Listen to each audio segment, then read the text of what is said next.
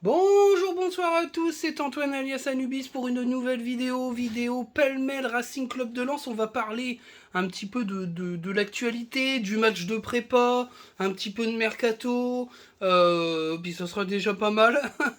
Une petite vidéo d'accroche parce qu'on m'a demandé un petit peu de garder le contact, mais c'est vrai que c'est pas évident parce qu'en ce moment le mercato est un peu en phase de pause, on en reviendra après.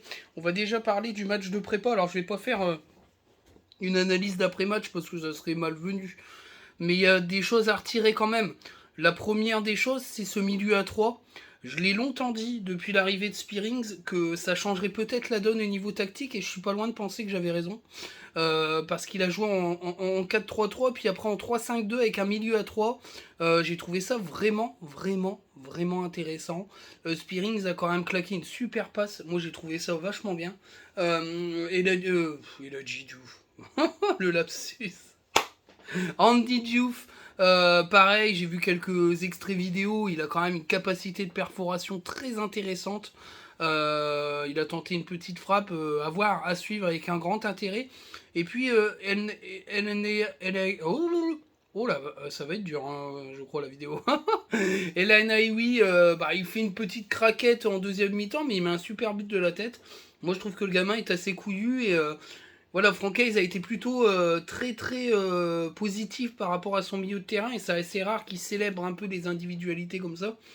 Mais en tout cas, j'ai trouvé que voilà, au milieu de terrain, c'était intéressant ce milieu de terrain 3. De toute façon, si Seco part, je ne pense pas qu'on jouera de la même façon que les 3 premières années parce que Seco est tellement un joueur particulier que je pense que la stratégie de jeu, elle va évoluer puisque c'est pas du tout les mêmes joueurs, même si Andy Diouf a des qualités qui sont Seco-Fofanesques, il en reste pas moins un joueur différent.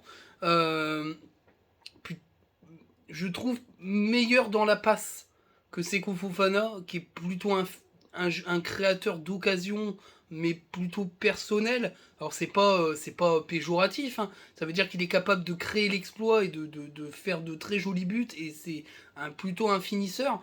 Andy Diouf, il a quand même une grande palette de passes. Donc c'est intéressant, et il sait aussi marquer, hein, il a mis de très jolis buts avec son équipe. Sincèrement, le match de prépa, pour l'analyser, il n'y en a pas, hein. Il y a eu des buts de marqués, il y a eu des buts de concédés, même si c'est pas la défense titulaire. En deuxième mi-temps, ce qui a été intéressant, c'est que Francaise a fait une revue d'effectifs jeunes.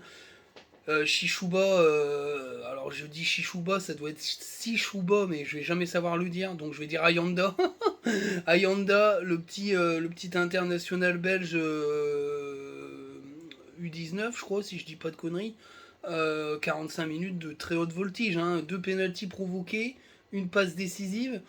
C'est costaud en 45 minutes, il a montré très belles choses. De par la plupart des médias qui étaient présents ou qui ont vu le match, ils ont été extrêmement positifs sur cette entrée. À noter un but de Shunterman, qui est un joueur assez intéressant. Euh, Baldé a manqué un penalty, c'est toujours dommage, mais bon, de toute façon, ça reste un jeune joueur. Mais voilà, après, défensivement, ils ont pris 3 buts, si je dis pas de conneries. Euh, ouais, ça doit être ça, 3 buts. Ouais, 3 buts, ils ont pris 3 buts, mais enfin, ils en ont marqué 3 aussi. Donc, voilà.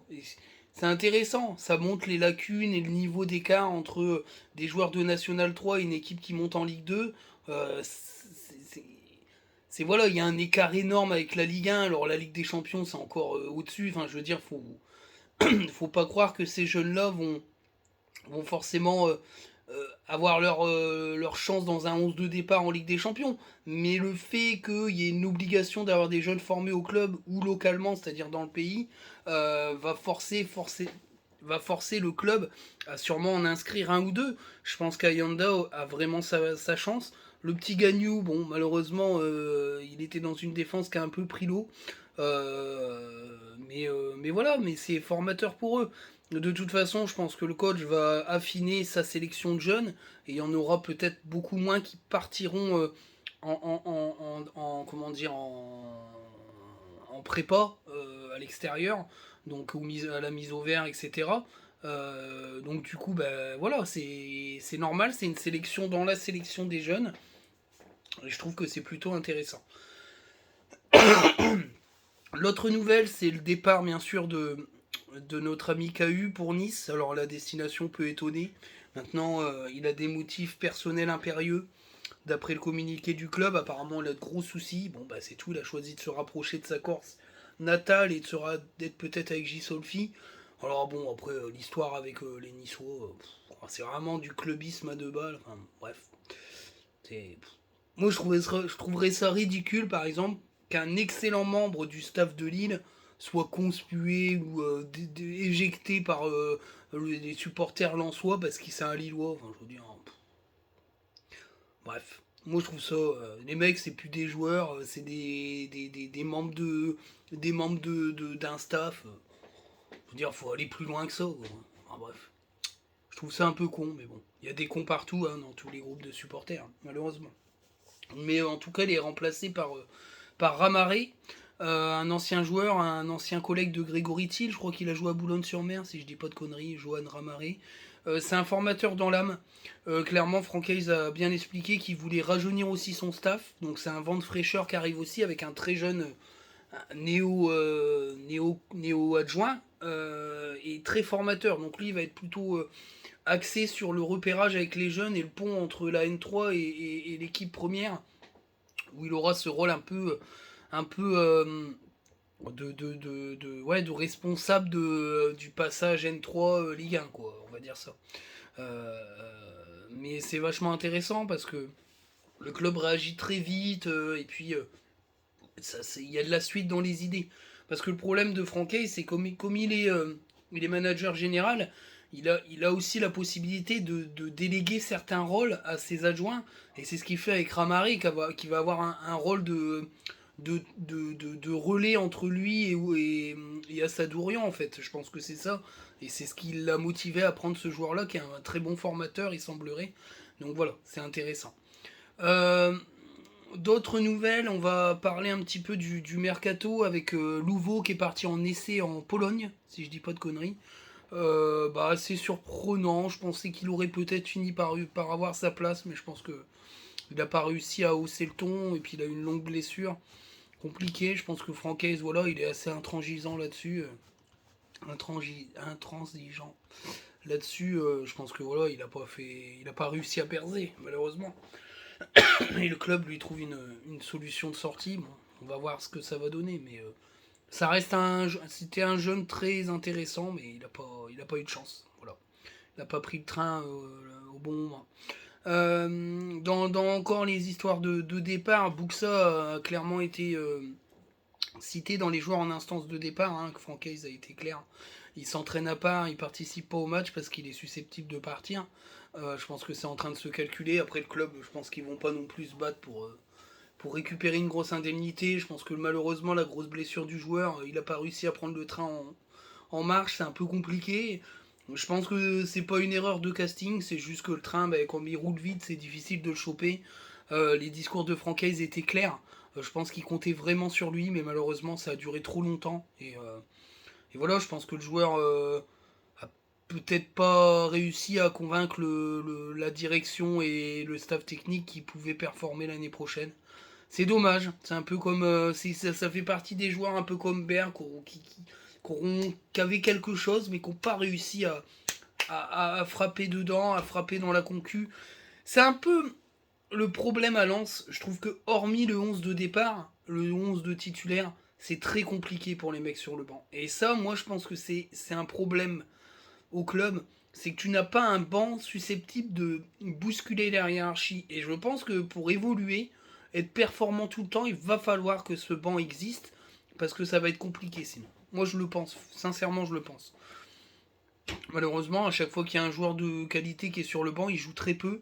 Voilà, après c'est peut-être la méthode francaise de ne pas faire beaucoup tourner, mais là sur une saison à 3 compètes, même si je comprends en conférence de presse qu'il n'y aura pas 50 matchs en plus, enfin il n'y a peut-être pas 50 matchs en plus, mais c'est des matchs de Ligue des Champions qui nécessitent beaucoup d'énergie, peut-être le double ou le triple de la Ligue 1.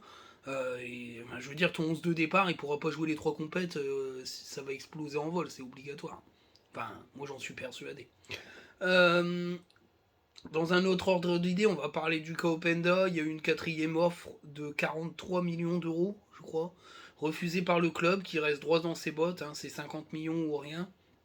Alors il semblerait, euh, et on l'a confirmé, que il y a bien eu une offre parallèle d'un certain chiffre et l'attaquant Sorlot, le Norvégien, qui est plutôt un bon attaquant.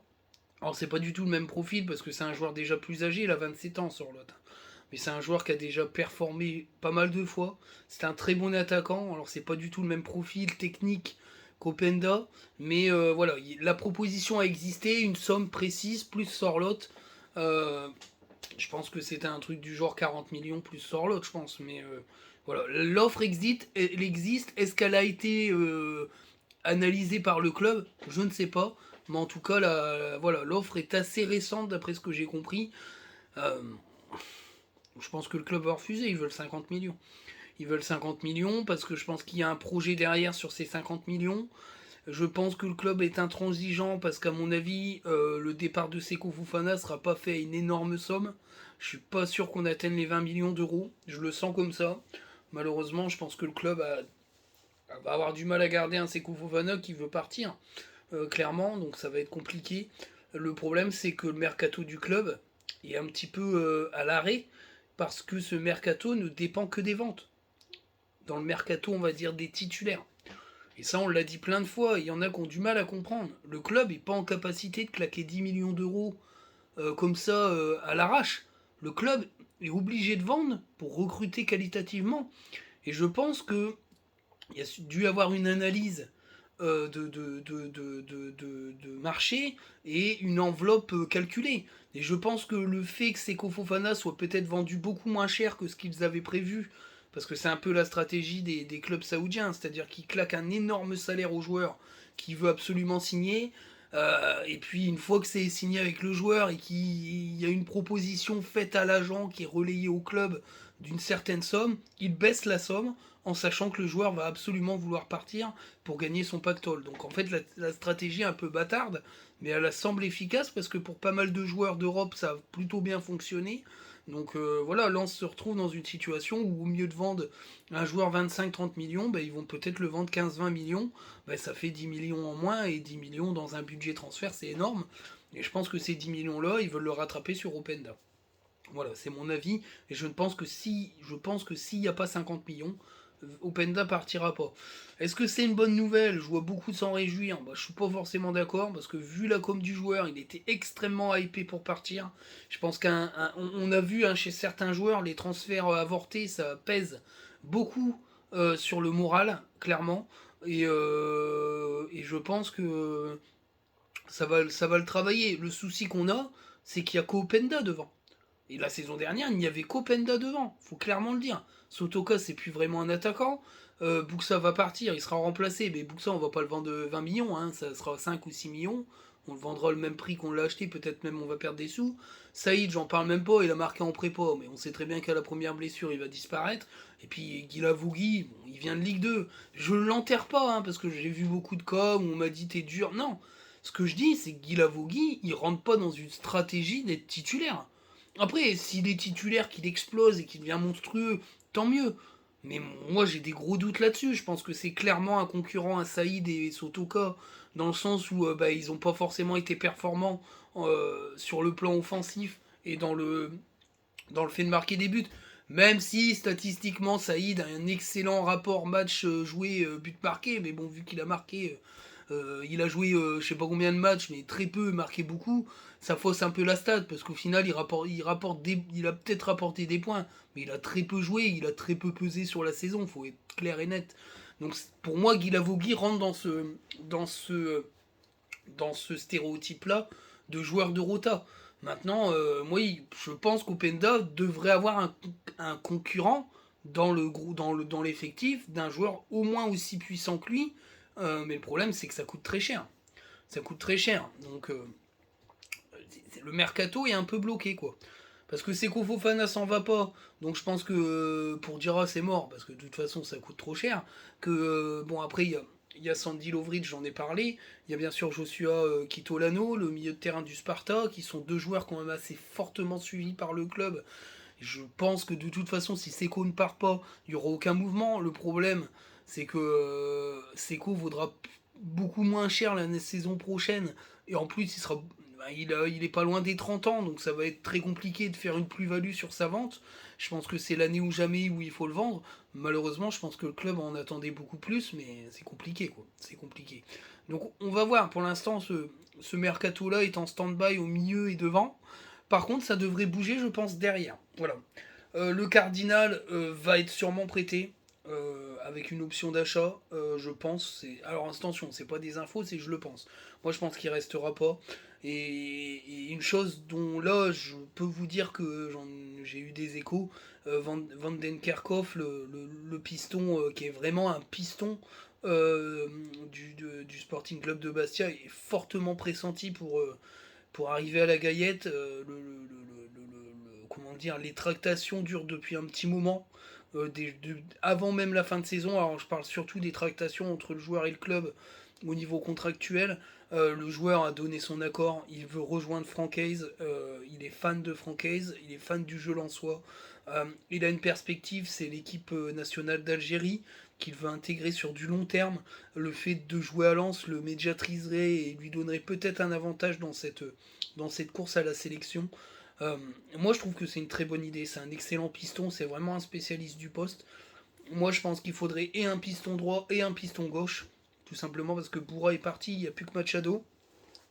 Et que Franck aussi va pas pouvoir jouer sur les deux postes toute la saison, sinon on va exploser en vol. Donc de toute façon, il faudra au moins un piston droit et sûrement peut-être un piston gauche. Je pense que je ferai une vidéo dans la semaine sur les pistons gauche. On en parlera un petit peu. Euh, J'avais parlé de quelques pistes. On reviendra dessus, sincèrement. On va essayer de voir un petit peu ce qui ressort. Mais en tout cas, voilà, je pense que défensivement, peut-être c'est plus accessible sur cette période-là de recruter que devant et au milieu où c'est bloqué par des départs qui sont entre guillemets au point mort. Mais voilà, mais défensivement c'est pareil. Je pense qu'il va.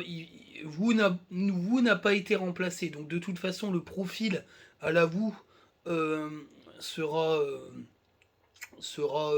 sûrement recruté aussi. Alors j'en ai parlé avec un collègue et puis j'ai un petit peu regardé. Euh, j'ai parlé à Toulouse de. Euh, oh, ça y est. Et ben voilà. Le trou de mémoire, il fallait qu'il tombe à 17 minutes et 56 secondes. J'avais parlé du défenseur central français, le petit. Ah, bon, bref, vous me le direz dans les commentaires. Je ne sais, trou de mémoire. Mais voilà. Rouault, Anthony Rouault, bien sûr. Excusez-moi. 10 secondes pour trouver.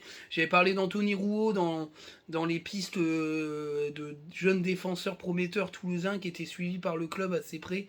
Il y en a un autre. Alors, je vous avouerai, quand on en a parlé, je l'avais pas tilté. Je l'avais vu, c'est vrai, parce que voilà, il m'avait demandé d'en regarder un petit peu dans ce qui m'avait été un petit peu indiqué s'il n'y avait pas tel joueur. Et en fait, je m'en rappelais plus de lui. Clairement, puis son nom, il m'avait pas fait vraiment tilter parce qu'il y a des joueurs. Je fais au feeling aussi, il y a des joueurs que je connais même pas, et puis voilà, où je n'ai pas envie d'en parler plus que ça. Puis tant pis, si ces joueurs-là qui recrutés, bah, c'est pas grave, on s'en fout, on n'est pas là pour ça, on est là pour parler scouting. Et donc ce joueur, c'est Logan Costa, c'est le défenseur qui a marqué en Coupe de France. Et en fait, il est suivi aussi. Voilà, lui et Anthony Rouault sont suivis par le club. Euh, à savoir que moi j'avais eu beaucoup plus de billes sur Rouault qui était vraiment très surveillé, qui est vraiment un crack défenseur. Moi je trouve qu'il est très bon, Tony Rouault. Mais voilà, c'est assez cher parce que c'est un titulaire. Logan Costa, c'est pas un titulaire en puissance, mais voilà, apparemment, il est quand même assez suivi parce que il a des qualités qui peuvent lui permettre de rentrer dans une rota de défenseurs centraux. Voilà, après, c'est pareil, les défenseurs centraux, j'en ai assez parlé, hein. On verra un petit peu ce qui va se faire. Maintenant, il n'y a pas beaucoup de rumeurs de départ des défenseurs centraux. C'est plutôt bon signe. Moi, je préfère Regarniz. Entre père d'Openda et père de Danso, je préfère père d'Openda que Danso, personnellement, hein. C'est mon avis, mais moi, je trouve que garder cette défense, qui est une des meilleures d'Europe, c'est le meilleur des mercatos. Si t'alignes Medina, Danso et Gradit en Ligue des Champions, je pense que tu peux tenir la baraque. C'est mon avis personnel. Même si même s'ils n'ont qu'une expérience européenne, bah, ça n'empêche pas qu'ils sont capables de faire le boulot. Euh, En tout cas, voilà, Logan Costa, ça peut être une solution dans une rota. Alors après, je vais être franc avec vous, je l'ai jamais vu jouer, hein. Je l'ai juste vu qu'il a marqué des buts en Coupe de France parce que j'ai regardé le match. Mais il m'a tellement pas tilté que c'est vrai que j'en ai même pas parlé. Donc voilà. Mais en tout cas, c'est un fait, il fait partie des joueurs qui sont suivis, prospectés par le club. Voilà. En tout cas, ce mercato est vraiment très intéressant parce que le club fait vraiment des efforts pour lutter, pour essayer de lutter, pour garder tout le monde ou pour montrer que bah, c'est pas des pigeons et c'est plutôt intéressant. Et ça va sûrement marquer le coup au niveau européen de se dire, ben Lens, enfin voilà, faut venir avec un gros chèque direct, sinon c'est pas la peine. Et je pense que Leipzig a compris que bah, ils étaient face à un mur et qu'ils allaient devoir peut-être se bouger le cul s'ils voulaient recruter Openda, en sachant que ils ont commencé à faire circuler l'info comme quoi ils se tiraient sur Balogun, mais enfin Balogun c'est le même prix, hein. Donc je pense aussi qu'ils veulent mettre la pression à la direction en disant qu'ils allaient changer de cible, mais bon, je pense qu'ils en ont rien à foutre à Lens. C'est 50 millions, puis tu te démerdes. Donc voilà, mais c'est bien, c'est bien. Moi j'ai hâte de voir aussi Oscar Cortés quand il va arriver, même s'il va avoir une prépa particulière, parce qu'il a quand même une grosse saison, donc à mon avis on va pas le voir tout de suite. Mais voilà, alors Lucas Poreba, il n'y a pas eu forcément d'histoire de départ. Il y a une gêne à la hanche qui fait qu'il n'était pas disponible. Le seul qui a été vraiment considéré comme partant, c'est Buxa. Donc à voir si Lucas Poreba pourrait pas rester au cas où il n'y aurait pas possibilité de recruter en plus. Ou que le mercato du milieu se fait trop tard parce que je pense pas qu'on fera une Jean Onana. Ah d'ailleurs, j'allais oublier. Jean Onana, alors ça c'est génial. Le mec il est au Cameroun, il a oublié ses paplards. Non mais c'est du foutage de gueule. C'est du foutage de gueule. Tu vois, c'est pour ça. J'étais pas du tout content qu'on fasse ce joueur. Pour moi, c'était le Bordeaux pourrave et il surnageait dans ce Bordeaux-là tout en étant pas bon parce que j'ai vu des matchs de Bordeaux à l'époque. Moi, je l'avais pas trouvé transcendant. Moi, je pense que c'est le pire flop de ces 3 ans en tant que recrutement. Je parle pas de Buxa parce qu'il s'est blessé et Lucas Poreba, bah, il a une concurrence monstrueuse, c'est pas un flop. Mais lui, c'est un flop, Onana. C'est un flop et il a un comportement de merde. Moi, je suis désolé, tu perds pas tous tes paplards comme ça. C'est un mec qui fait la grève parce il veut partir. De toute façon, le recrutement, il est fait pour pas qu'il joue, carrément. Parce que je vois pas où c'est qu'il va se frayer un chemin entre Diouf, El Naïwi et Spearings et puis bien sûr Abdul Samed, il va jamais jouer, donc autant qu'il parte. Maintenant il partira au prix où le club l'a fixé et puis perdre ses paplards, il va se faire foutre, hein. Donc voilà, donc bah, c'est bien la super mentale, c'est cool, c'est bien Nana. Allez, bye, hein. Ciao, hop, salut. Donc voilà, c'était un petit peu le coup de gueule, enfin, pour l'agacement de Francaise, il était vraiment présent, hein. C'est dégueulasse, enfin c'est n'importe quoi. Puis même si ça serait vrai, c'est un manque de professionnalisme terrible. Ça en dit long sur le niveau de sérieux du gaillard. Donc soit c'est du mensonge et c'est un gros sac à foin, pour pas dire plus, soit c'est un manque de sérieux et ça fait peur, quoi, ça fait peur. C'est clairement pas, ça donne vraiment pas la confiance. Clairement pas. Donc voilà un petit peu le topo, j'ai fait le tour. J'espère que la vidéo vous plaira. Alors c'est pas un contenu monstrueux, mais ça permet un petit peu de faire le point. On parlera donc un peu des pistons. J'en fais le point pour les pistons en fin de semaine. Et puis après, bon, on verra la suite des aventures du Racing Club de Lens, même si je pense qu'il va y avoir il y a un petit trou d'air au niveau Mercato, mais Mercato a pas vraiment démarré, hein, je trouve, en Ligue 1. Ça s'est pas énervé d'un coup, mais je pense que c'est lié au jeu de chaises musicales. Le Mercato, c'est pas vraiment excité, je trouve, en Europe. Donc ça va commencer à s'exciter dans pas longtemps, mais faut... les grosses ventes n'ont pas encore eu lieu, Guardiola n'est pas encore parti, le Leipzig, enfin, vous voyez, Il n'y a pas encore eu de gros achats. Il n'y a que quand il y a le jeu des chaises musicales que ça commence à démarrer, en sachant qu'il y a une autre info qui n'a rien à voir avec Lens, même si le joueur est suivi, mais bon, tous les clubs de Ligue 1 qui jouent l'Europe suivent ce joueur. C'est Eddie Wai, bien sûr, hein, qui fait partie des joueurs bankable de la Ligue 1. Semblerait-il que par la voie de Chelsea, Strasbourg pourrait recruter le joueur. Enfin, en fait, le problème, c'est que si tu deviens la nursery de Chelsea, c'est quoi le projet sportif en fait? C'est quoi le projet sportif? T'as Eli Wahi une saison, puis il part à Chelsea s'il flambe. Puis tu l'as pas l'année prochaine. Puis tu vas faire quoi? Tu vas recruter l'autre, le Eli Wally, tu recommences à zéro un effectif à chaque fois pour faire de la pouponnerie pour Chelsea. Ça ne sert à rien du tout. Moi je pense que Strasbourg c'est un futur trou. Hein. Ça va se casser la gueule. Puis quand ils vont embaquer leur bille, Chelsea il restera plus rien. Ils vont partir avec les meubles et la télé. Hein. Donc je sais pas. Moi je trouve que c'est du gâchis. Je pense qu'Eli Wahi a autre chose à foutre que d'aller à Strasbourg. Surtout qu'il joue rien et que ce joueur-là peut aller jouer une Coupe d'Europe. Quoi. Donc je pense qu'à mon avis, ce joueur-là, à part si il a l'idée d'aller finir à Chelsea, je pense que il faut mieux passer par un autre club tremplin qui joue l'Europe. T'inquiète pas que si Chelsea te veut, il viendra te chercher directement chez l'autre équipe. Vu combien il dépense de pognon comme ça, je pense que la stratégie d'aller à Strasbourg pour espérer aller à Chelsea, c'est le pire choix possible. Parce que si Strasbourg il se casse la gueule, il va finir dans le néant. Et puis voilà, Chelsea ils seront vendeurs à des prix n'importe comment et il va niquer sa carrière. Moi je pense que c'est un très mauvais choix pour Eli Wally. Alors je dis pas ça pour nous, hein, parce qu'il peut très bien aller jouer à Lille ou à Rennes ou dans un autre club qui joue l'Europe en France, mais ou dans un autre club européen. Mais clairement, pour moi, le projet sportif de Strasbourg, c'est de la merde. C'est de la merde de chez merde, comme tous les clubs satellites d'ailleurs. Ça n'a aucun intérêt. L'intérêt, c'est juste d'être d'un club satellite. Voilà. Alors quand t'as des bons joueurs qui arrivent de ton club mère, tu performes.